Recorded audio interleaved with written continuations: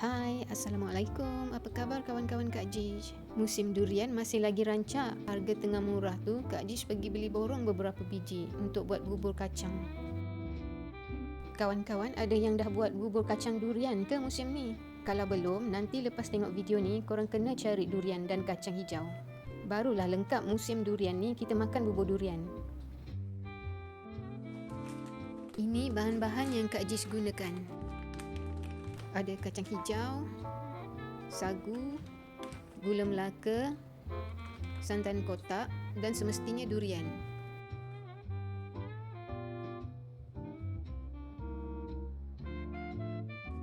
Hari ni Kak Jish masak dalam 700 gram kacang hijau.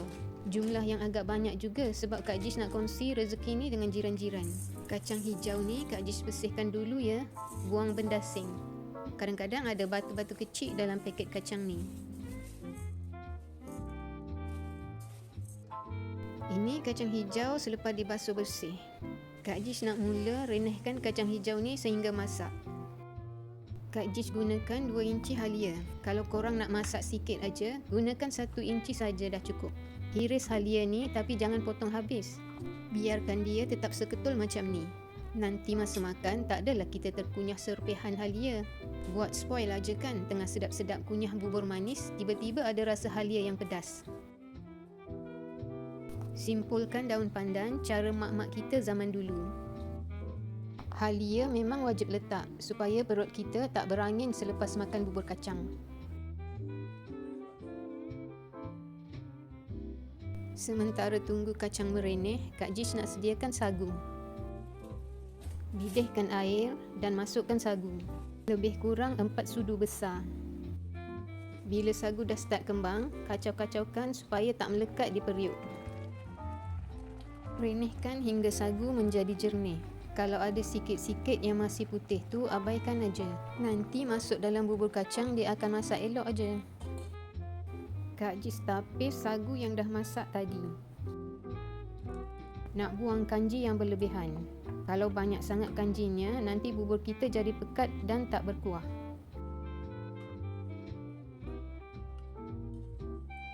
Lepas tu masukkan dalam air sejuk supaya dia nampak cantik dan tak berketul-ketul.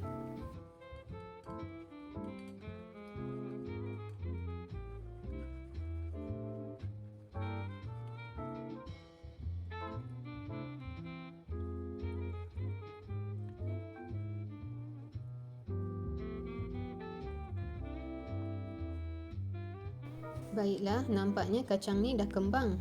Dah nampak dia pecah-pecah tu, maknanya dah masak. Kak Jish tunggu sekejap lagi sebelum masukkan santan. Kak Jish gunakan lebih kurang 750 ml santan. Sepatutnya Kak Jish masukkan je semua 1 liter ni. Tapi sebab periuk ni kecil dan tak ada periuk besar, jadi Kak Jish kurangkanlah santan ni. Lupa pula nak masukkan garam tadi. Kak Jish masukkan 1 sudu besar garam.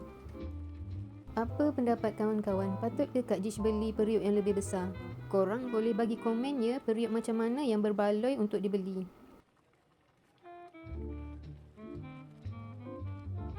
Baiklah, nampaknya kacang hijau ni dah masak sempurna. Bolehlah Kak Jish masukkan santan.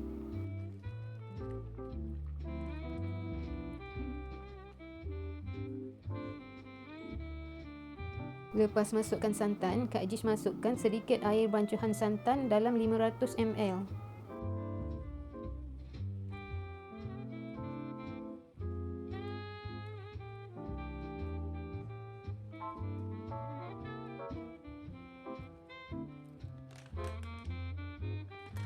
Kak Jish masukkan dalam 6-7 keping gula melaka.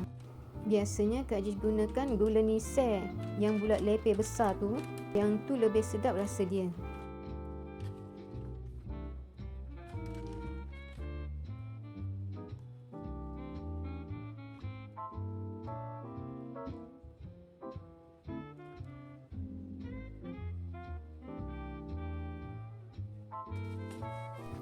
Kak Jish masukkan 4 hingga 5 sudu besar gula pasir. Bergantung kepada cita rasa masing-masing ya. Sama ada nak manis atau kurang manis.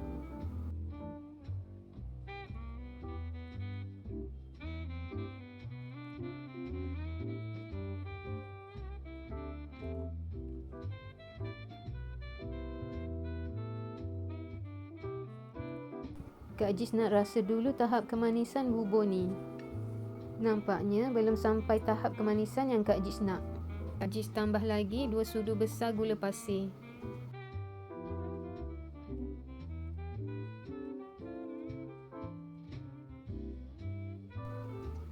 Masukkan sagu.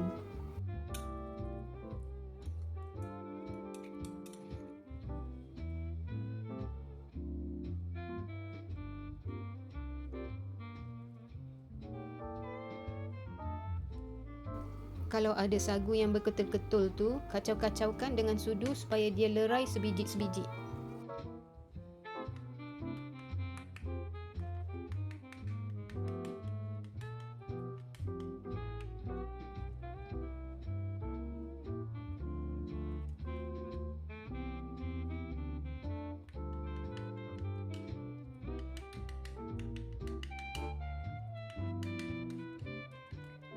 Sekarang boleh masukkan bintang utama kita, durian.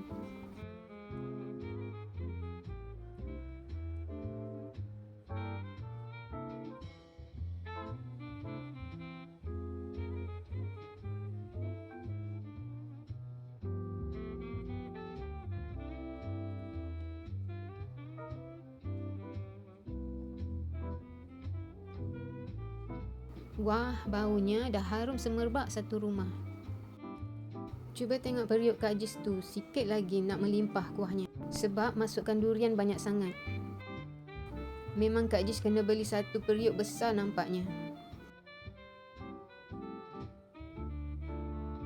Harap-harap korang tak bosan dengar celoteh Kak Jis ni ya.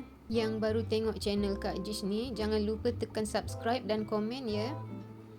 Kak Jis ucapkan terima kasih kepada kawan-kawan yang selalu tengok video Kak Jis, yang selalu komen dan support Kak Jis. Semoga Allah permudahkan rezeki korang semua. Amin.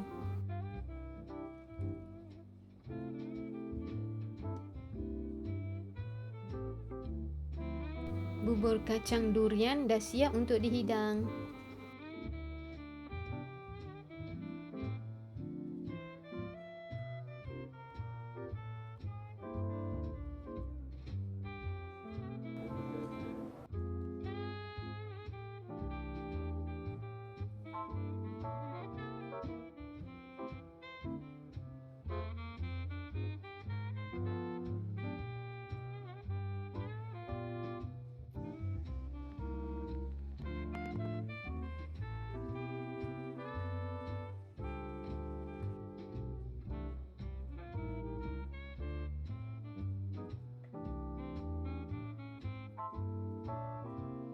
Bubur yang selebihnya Kak Jis nak tapau untuk diedarkan kepada jiran-jiran. Alhamdulillah, itu saja perkongsian Kak Jis kali ini. Semoga kawan-kawan termotivasi untuk masak di rumah. Terima kasih kerana menonton. Jumpa lagi. Tata.